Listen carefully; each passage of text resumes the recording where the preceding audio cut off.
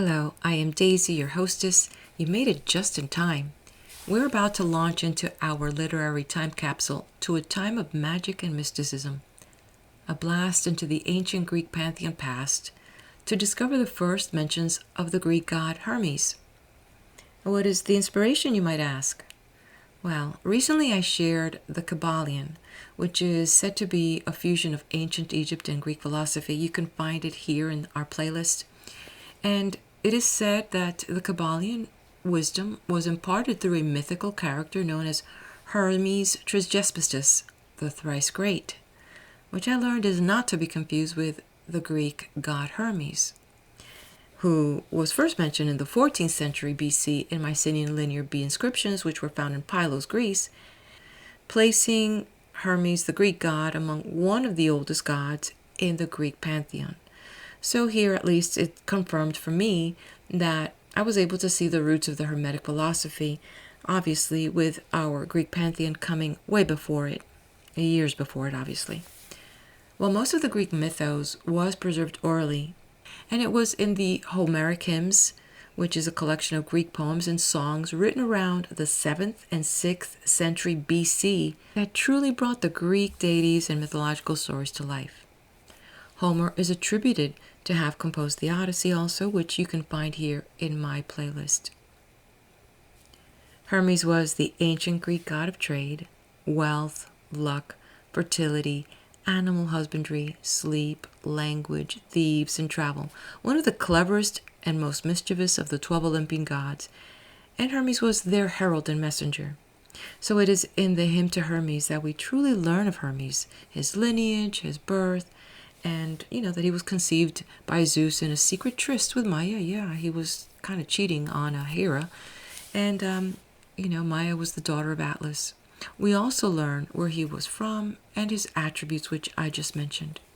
But you know what I really find fascinating about these beautiful, preserved hymns?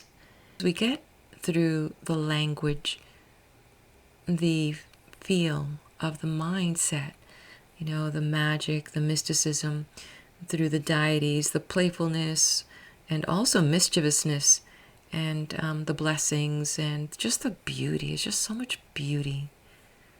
Kind of wish that we could have some of that. Maybe it's still here. So far, this has been one of my favorite Greek myth stories. I haven't read many, but definitely I have fallen in love with this one. And it's probably the issue there with the two half-brothers that really didn't even know that they were half-brothers. But apparently the gods know a lot. And at the end, one was trying to seek justice. And in all fairness, they, of course, went up to the Mount Olympia, because that's where the scales of justice are. And in there, as they told the story, and wise as Zeus is, counseled well. And the brothers, after much dialogue, came to that sweet spot of agreement.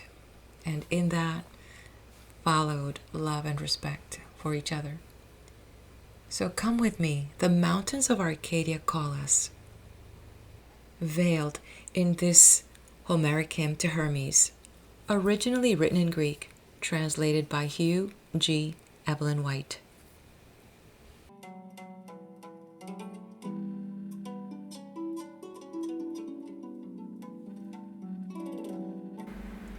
Muse. Sing of Hermes, the son of Zeus and Maia, lord of Selene and Arcadia, rich in flocks, the luck-bringing messenger of the immortals, whom Maia bare, the rich tryst nymph, when she was joined in love with Zeus. A shy goddess, for she avoided the company of the blessed gods and lived within a deep, shady cave. There the son of Cronos used to lie with the rich tryst nymph, unseen by deathless gods and mortal men, at dead of night, while sweet sleep should hold white-armed Hera fast. And when the purpose of great Zeus was fulfilled, and the 10th moon with her was fixed in heaven, she was delivered, and a notable thing was come to pass. For then she bare a son of many shifts, blandly cunning, a robber, a cattle driver, a bringer of dreams, a watcher by night, a thief at the gates, one who was soon to show forth wonderful deeds among the deathless gods. Born with the dawning, at midday he played on the lyre, and in the evening he stole the cattle of far-shooting Apollo on the 4th day of the month. For on that day queenly Maia bare him. So soon as he had leaped from his mother's heavenly womb, he lay not long waiting in his holy cradle, but he sprang up and sought the oxen of Apollo. But as he stepped over the threshold of the high-roofed cave, he found a tortoise there and gained endless delight. For it was Hermes who first made the tortoise a singer. The creature fell in his way of the courtyard gate, where it was feeding on the rich grass before the dwelling, waddling along. When he saw it, the luck-bringing son of Zeus laughed and said, "An omen of great luck for me so soon. I do not slight it. Hail, comrade of the feast, lovely in shape, sounding at the dance. With joy I meet you. Where got you that rich gaud for covering, that spangled shell? A tortoise living in the mountains? But I will take and carry you within. You shall help me, and I will do you no disgrace. Thou first of all you must profit me. It is better to be at home, harm may come out of doors. Living, you shall be a spell against mischievous witchcraft. But if you die, then you shall make sweetest song." Thus speaking, he took up the tortoise in both hands and went back into the house carrying his charming toy. Then he cut off its limbs and scooped out the marrow of the mountain tortoise with a scoop of gray iron. As a swift thought darts through the heart of a man when thronging cares haunt him, or as bright glances flash from the eye, so glorious Hermes planned both thought and deed at once. He cut stalks of reed to measure and fix them, fastening their ends across the back and through the shelf of the tortoise, and then stretched ox hide all over it by his skill. Also, he put in the horns and fitted a cross-piece upon the 2 of them, and stretched 7 strings of sheep gut. But when he had made it, he proved each string in turn with the key as he held the lovely thing. At the touch of his hand, it sounded marvelously. And as he tried it, the god sang sweet random snatches, even as youths bandy taunt at festivals. He sang of Zeus, the son of Kronos, and neat-shod Maia, the converse which they had before in the comradeship of love, telling all the glorious tale of his own begetting. He celebrated, too, the handmaids of the nymph and her bright home and the tripods all about the house and the abundant cauldrons.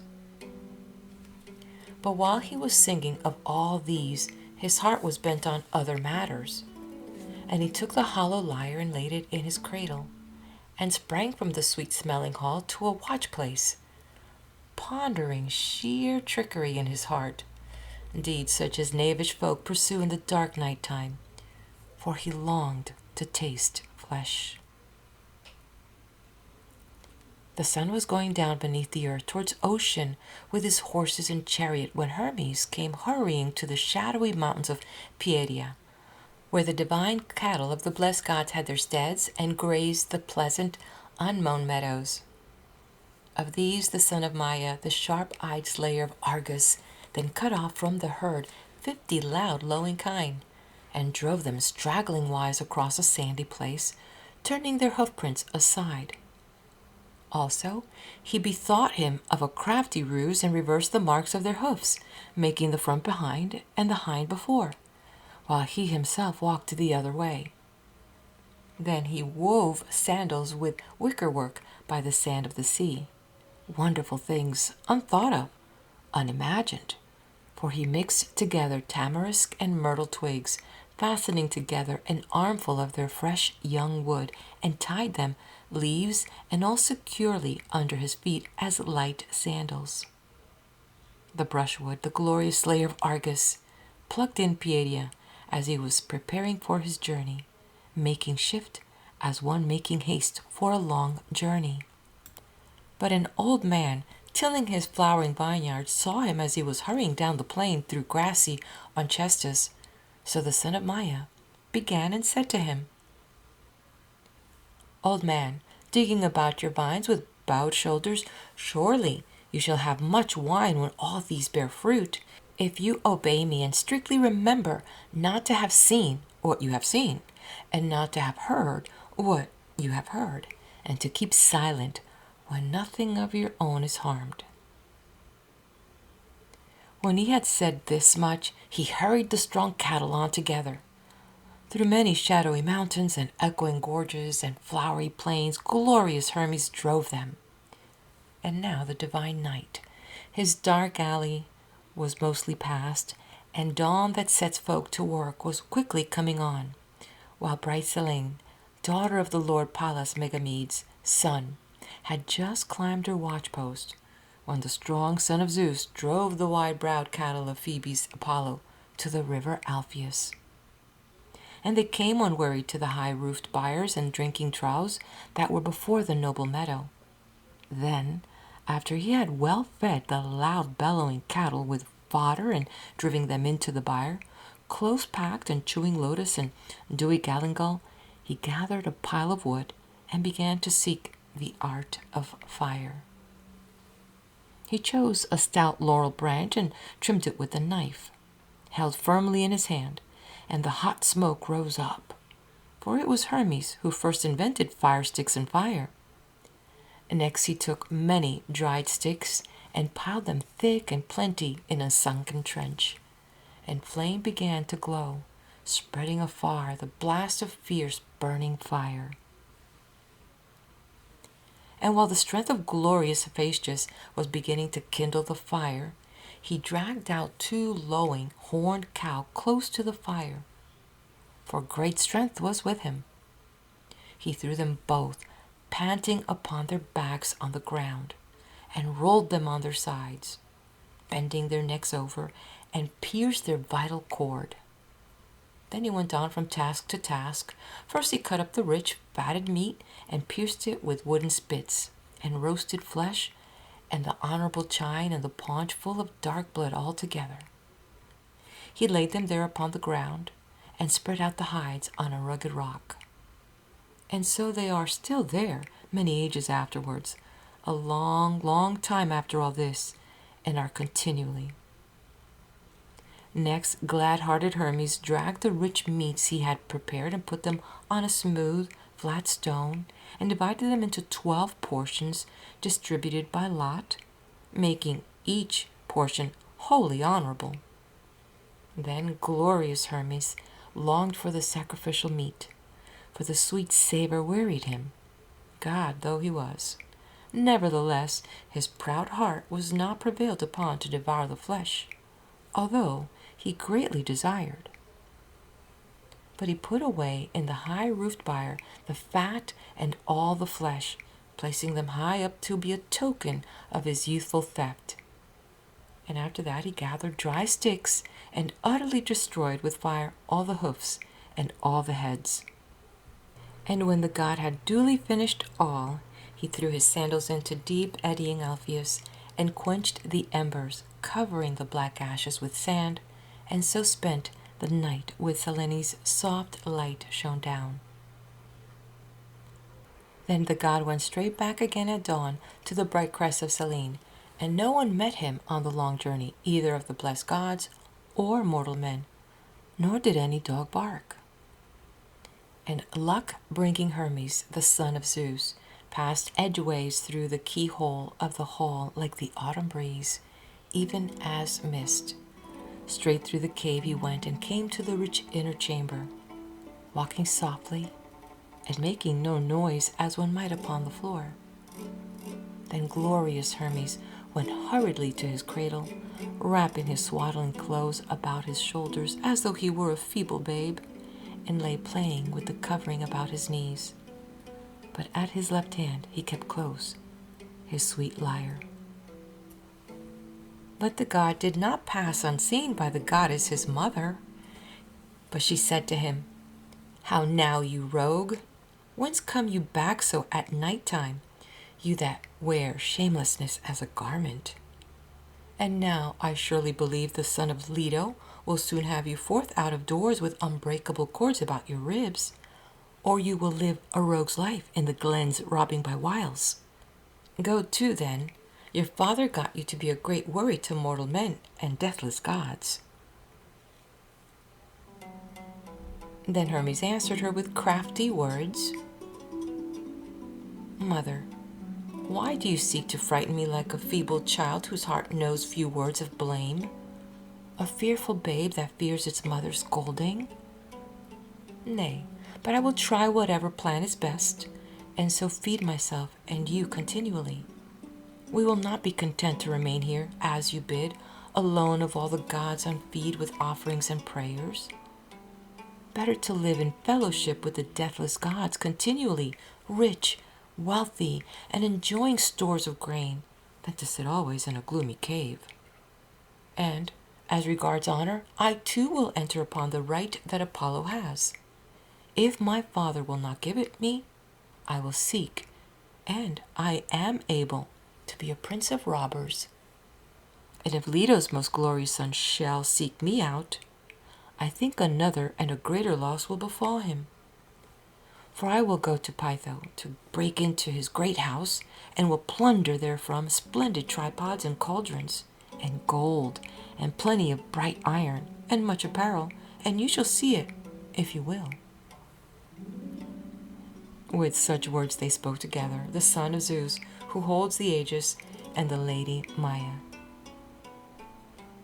Now Eos the early born, bringing light to men, was rising from deep-flowing ocean, when Apollo, as he went, came to Onchestus, the lovely grove and sacred place of the loud roaring holder of the earth.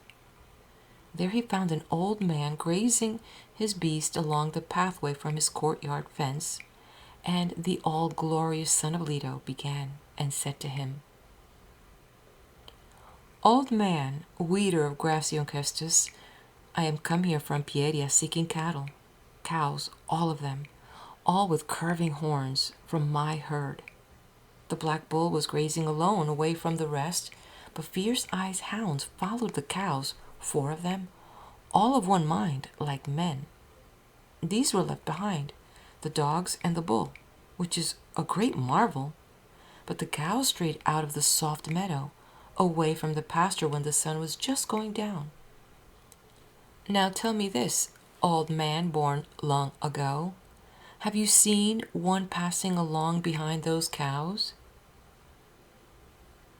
Then the old man answered him and said, "My son, it is hard to tell all that one's eyes see, for many wayfarers pass to and fro this way, some bent on much evil and some on good. It is difficult to know each one. However, I was digging about my plot of vineyard all day long until the sun went down, and I thought, good sir, but I do not know for certain, that I marked a child, whoever the child was, that followed long-horned cattle, an infant who had a staff and kept walking from side to side. He was driving them backwards away with their heads towards him." So said the old man. And when Apollo heard this report, he went yet more quickly on his way, and presently, seeing a long-winged bird, he knew at once by that omen that the thief was the child of Zeus, the son of Cronos. So the Lord Apollo, son of Zeus, hurried on to godly Pylos, seeking his shambling oxen, and he had his broad shoulders covered with a dark cloud. But when the far shooter perceived the tracks, he cried, "Oh, truly this is a great marvel that my eyes behold. These are indeed the tracks of straight-horned oxen, but they are turned backwards towards the flowery meadow. But these others are not the footprints of man or woman, or gray wolves, or bears, or lions, nor do I think they are the tracks of rough-maned centaur, whoever it be that with swift feet makes such monstrous footprints. Wonderful are the tracks on this side of the way, but yet more wonderful are those on that." When he had so said, the Lord Apollo, the son of Zeus, hastened on and came to the forest-clad mountain of Selene and the deep-shadowed cave in the rock where the divine nymph brought forth the child of Zeus, who is the son of Cronos. A sweet odor spread over the lovely hill, and many thin-shanked sheep were gazing on the grass. Then far-shooting Apollo himself stepped down in haste over the stone threshold into the dusky cave. And now when the son of Zeus and Maia saw Apollo in a rage about his cattle, he snuggled down in his fragrant swaddling clothes, and as wood ash covers over the deep embers of tree stumps, so Hermes cuddled himself up when he saw the far shooter. He squeezed head and hands and feet together in a small space like a newborn child seeking sweet sleep, though in truth he was wide awake, and he kept his lyre under his armpit. But the son of Leto was aware and failed not to perceive the beautiful mountain nymph and her dear son, albeit a little child and swathed so craftily. He peered in every corner of the great dwelling, and taking a bright key, he opened 3 closets full of nectar and lovely ambrosia. And much gold and silver was stored in them, and many garments of the nymph, some purple and some silvery white. Such are kept in the sacred houses of the blessed gods. Then, after the son of Leto had searched out the recesses of the great house, he spake to glorious Hermes. "Child, lying in the cradle, make haste and tell me of my cattle, or we two will soon fall out angrily. For I will take and cast you into dusky Tartarus and awful hopeless darkness, and neither your mother nor your father shall free you or bring you up again to the light, but you will wander under the earth and be the leader amongst little folk." Then Hermes answered him with crafty words. "Son of Leto, what harsh words are those you have spoken? And is it cattle of the field you are come here to seek? I have not seen them. I have not heard of them. No one has told me of them. I cannot give news of them, nor win the reward for news. Am I like a cattle lifter, a stalwart person? This is no task for me. Rather, I care for other things. I care for sheep, and milk of my mother's breast, and wrappings round my shoulders, and warm baths. Let no one hear the cause of this dispute, for this would be a great marvel indeed among the deathless gods, that a child newly born should pass in through the forepart of the house with cattle of the field. Herein you speak extravagantly. I was born yesterday, and my feet are soft, and the ground beneath is rough. Nevertheless, if you will have it so, I will swear a great oath by my father's head and vow that neither am I guilty myself, neither have I seen any other who stole your cows, whatever cows may be, for I know them only by hearsay." "So then," said Hermes, shooting quick glances from his eyes, and he kept raising his brows and looking this way and that, whistling long and listening to Apollo's story as to an idle tale. But far working, Apollo laughed softly and said to him, "O rogue, deceiver, craftily in heart, you talk so innocently that I most surely believe that you have broken into many a well-built house and stripped more than one poor wretch bare this night, gathering his goods together all over the house without noise. You will plague many a lonely herdsman in mountain glades, when you come on herds and thick-fleeced sheep and have hankering after flesh. But come now, if you would not sleep your last and latest sleep, get out of your cradle, you comrade of dark night. Surely hereafter this shall be your title amongst the deathless gods, to be called the Prince of Robbers continually." So said Phoebus Apollo, and took the child and began to carry him. But at that moment the strong slayer of Argus had his plan, and, while Apollo held him in his hands, sent forth an omen, a hard-worked belly serf, a rude messenger, and sneezed directly after. And when Apollo heard it, he dropped glorious Hermes out of his hands on the ground. Then sitting down before him, though he was eager to go on his way, he spoke mockingly to Hermes. Fear not, little swaddling baby, son of Zeus and Maia. I shall find the strong cattle presently by these omens, and you shall lead the way. When Apollo had so said, Selenian Hermes sprang up quickly, starting in haste. With both hands he pushed up to his ears the covering that he had wrapped about his shoulders, and said, Where are you carrying me, far worker, hastiest of all the gods? Is it because of your cattle that you are so angry and harass me? Oh dear, would that all the sword of oxen might perish, for it is not I who stole your cows, nor did I see another steal them. Whatever cows may be, and of that I have only heard report. Nay, give right and take it before Zeus, the son of Cronos. So Hermes, the shepherd and Leto's glorious son, kept stubbornly disputing each article of their quarrel. Apollo, speaking truly, not unfairly sought to seize glorious Hermes because of the cows, but he, the Selenian, tried to deceive the god of the silver bow with tricks and cunning words. But when, though he had many wiles, he found the other had as many shifts, he began to walk across the sand, himself in front, while the son of Zeus and Leto came behind. Soon they came, these lovely children of Zeus, to the top of fragrant Olympus, to their father, the son of Cronos. For there were the scales of judgment set for them both. There was an assembly on snowy Olympus, and the mortals who perish not were gathering after the hour of gold-throned dawn. Then Hermes and Apollo of the silver bow stood at the knees of Zeus. And Zeus, who thunders on high, spoke to his glorious son and asked him, Phoebus, whence come you driving this great spoil, a child new-born that has the look of a herald? This is a weighty matter that has come before the council of gods. Then the Lord, far-working Apollo, answered him, O my father, you shall soon hear no trifling tale, though you reproach me, that I alone am fond of spoil. Here is a child, a burgling robber, whom I found after a long journey in the hills of Selene. For my part, I have never seen one so pert either among the gods or all men that catch folk unawares throughout the world. He stole away my cows from their meadow and drove them off in the evening along the shore of a loud roaring sea, making straight for Pylos.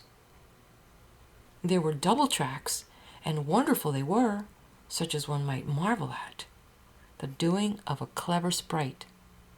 Whereas for the cows, the dark dust kept and showed their footprints leading towards the flowery meadow. But he himself, bewildering creature, crossed the sandy ground outside the path, not on his feet, nor yet on his hands, but, furnished with some other means, he trudged his way, wonder of wonders, as though one walked on slender oak trees.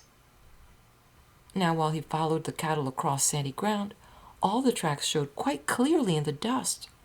But when he had finished the long way across the sand, presently the cow's track and his own could not be traced over the hard ground. But a mortal man noticed him as he drove the wide-browed kine straight towards Pylos. And as soon as he had shut them up quietly and had gone home by crafty turns and twists, he lay down in his cradle in the gloom of a dim cave, as still as dark night, so that not even an eagle keenly gazing would have spied him.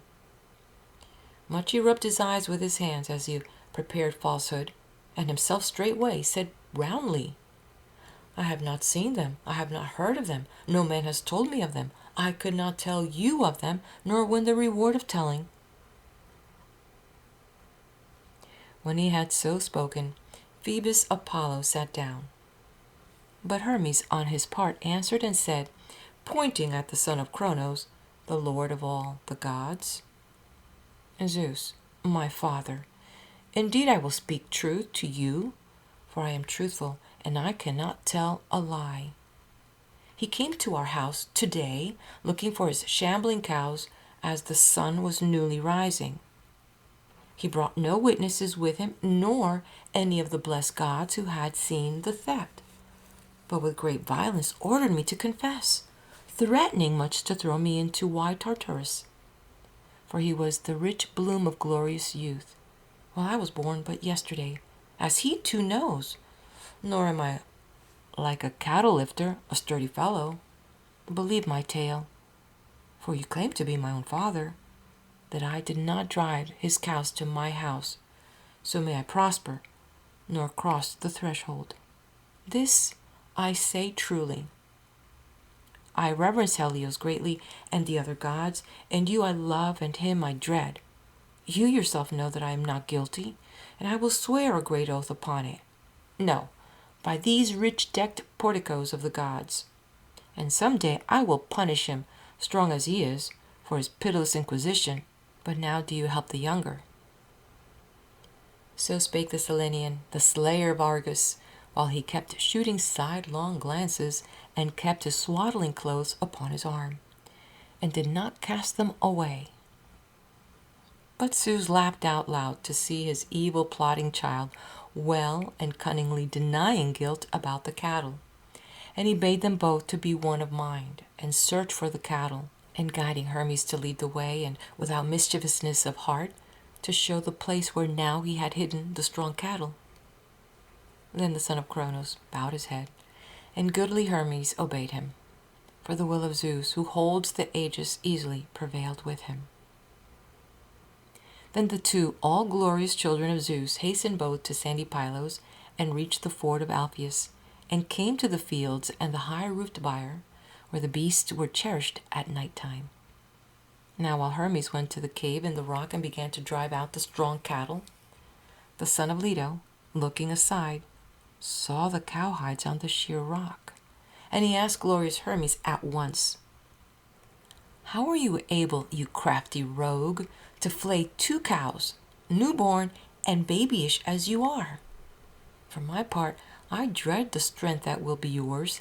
There's no need you should keep growing long, Selenian, son of Maia." So saying, Apollo twisted strong withes with his hands, meaning to bind Hermes with firm hands. But the bands would not hold him, and the withes of osier fell far from him, and began to grow at once from the ground beneath their feet in that very place. And intertwining with one another, they quickly grew and covered all the wild roving cattle by the will of thievish Hermes, so that Apollo was astonished as he gazed. Then the strong slayer of Argus looked furtively upon the ground with eyes flashing fire, desiring to hide. Very easily he softened the son of all-glorious Leto, as he would, stern though the far shooter was. He took the lyre upon his left arm, and tried each string in turn with the key, so that at his touch it sounded awesomely. And Phoebus Apollo laughed for joy, for the sweet throb of the marvelous music went to his heart, and a soft longing took hold on his soul as he listened. Then the son of Maia, harping sweetly upon his lyre, took courage and stood at the left hand of Phoebus Apollo. And soon, while he played shrilly on his lyre, he lifted up his voice and sang. And lovely was the sound of his voice that followed. He sang the story of the deathless gods and of the dark earth, how at the first they came to be, and how each one received his portion. First among the gods he honored Nesimene, mother of the Muses, in his song, for the son of Maia was of her following, and the next the goodly son of Zeus, him to the rest of the immortals according to their order in age, and told how each was born, mentioning all in order as he struck the lyre upon his arm. But Apollo was seized with a longing not to be allayed, and he opened his mouth and spoke winged words to Hermes. Slayer of oxen, trickster, busy one, comrade of the feast, this song of yours is worth 50 cows, and I believe that presently we shall settle our quarrel peacefully. But come now, tell me this, resourceful son of Maia, Has this marvelous thing been with you from your birth, or did some god or mortal man give it to you? A noble gift, and teach you heavenly song? For wonderful is this new uttered sound I hear, the like of which I vow that no man nor god dwelling on Olympus ever yet has known but you.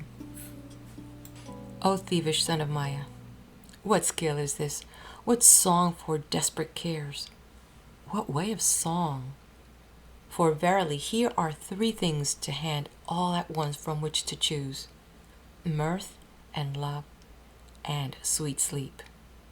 And though I am a follower of the Olympian muses who love dances and the bright path of song, the full toned chant and ravishing thrill of flutes, yet I never cared for any of those feats of skill at young men's revels as I do now for this.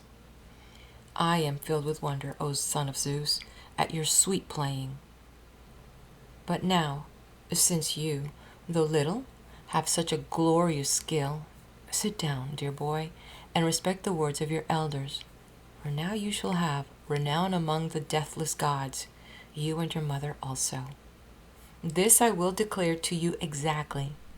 By this shaft of cornel wood I will surely make you a leader renowned among the deathless gods, and fortunate, and will give you glorious gifts, and will not deceive you from first to last. Then Hermes answered him with artful words. You question me carefully, O far worker. Yet I am not jealous that you should enter upon my art. This day you shall know it. For I seek to be friendly with you both in thought and word. Now you well know all things in your heart, since you sit foremost among the deathless gods, O son of Zeus, and are goodly and strong. And why Zeus loves you, as all right is, and has given you splendid gifts. And they say that from the utterance of Zeus you have learned both the honors due to the gods, O far worker, and oracles from Zeus, even all his ordinances. Of all these I myself have already learned that you have great wealth. Now you are free to learn whatever you please. But since, as it seems, your heart is so strongly set on playing the lyre, chant and play upon it, and give yourself to merriment, taking this as a gift from me, and do you, my friend, bestow glory on me. Sing well with this clear-voiced companion in your hands, for you are skilled in good, well-ordered utterance. From now on, bring it confidently to the rich feast and lovely dance and glorious revel, a joy by night and by day. Whoso with wit and wisdom inquires of it cunningly, him it teaches, through its sound, all manner of things that delight the mind, being easily played with gentle familiarities, for it abhors toilsome drudgery. But whoso in ignorance inquires it violently, to him it chatters mere vanity and foolishness. But you are able to learn whatever you please. So then, I will give you this lyre, glorious son of Zeus, while I for my part will graze down with wild roving cattle the pastures on hill and horse-feeding plain. So shall the cows covered by the bull's cap abundantly both males and females. And now there is no need for you, bargainer though you are, to be furiously angry. When Hermes had said this, he held out the lyre, and Phoebus Apollo took it, and readily put his shining whip in Hermes' hand, and ordained him keeper of herds. The son of Maia received it joyfully, while the glorious son of Leto, the lord far-working Apollo, took the lyre upon his left arm and tried each string with the key. Awesomely it sounded at the touch of the god, while he sang sweetly to its note.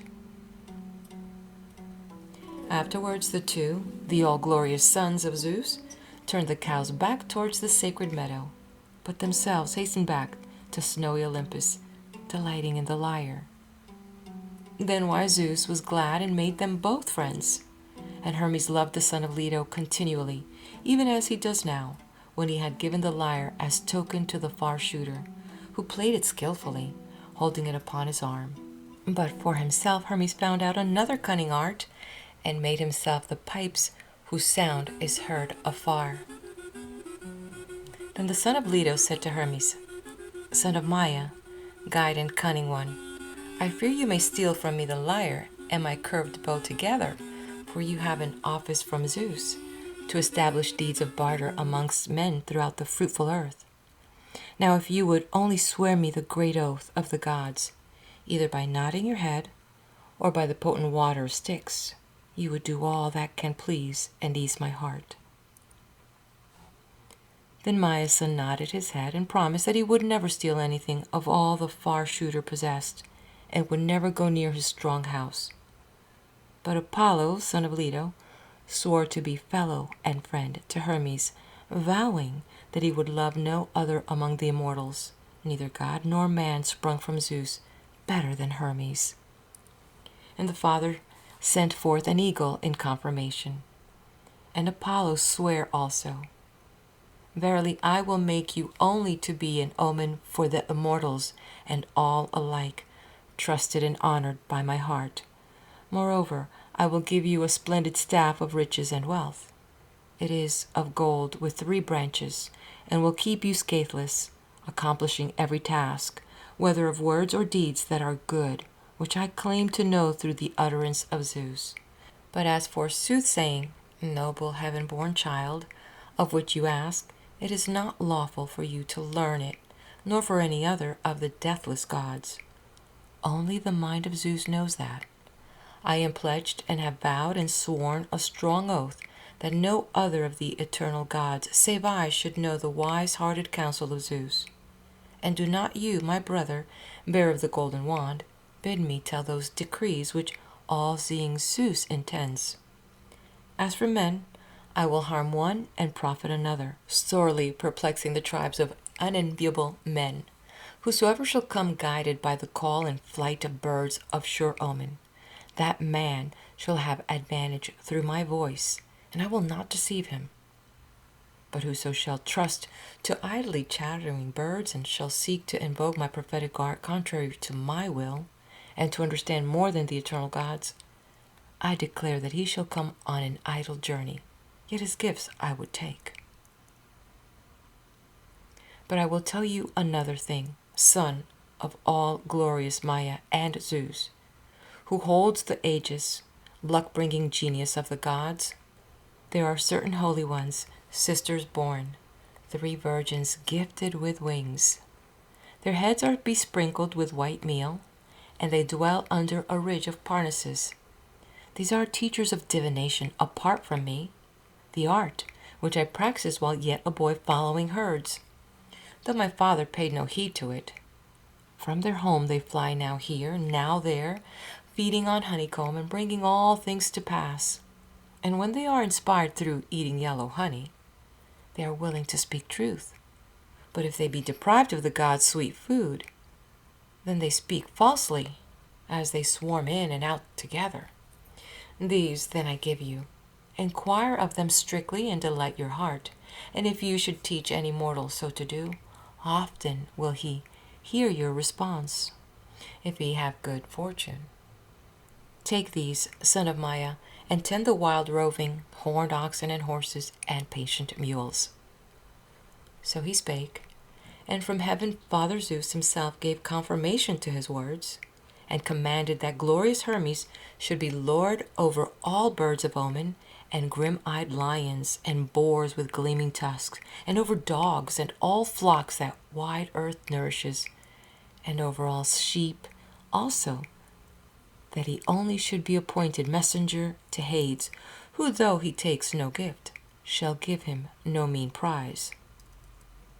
Thus the Lord Apollo showed his kindness for the son of Maia by all manner of friendship, and the son of Cronos gave him grace besides. He consorts with all mortals and immortals. A little he profits, but he continually, throughout the dark night, he cozens the tribes of mortal men. And so, farewell, son of Zeus and Maia, but I will remember you, and another song also.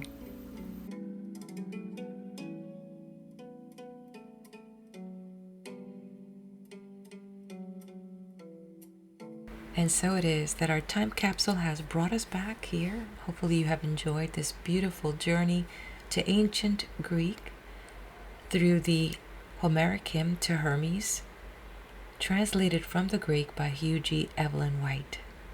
Please do leave me a comment, let me know you're here, share this with your friends or anyone that loves Greek content, and subscribe to be notified of any other videos I put out.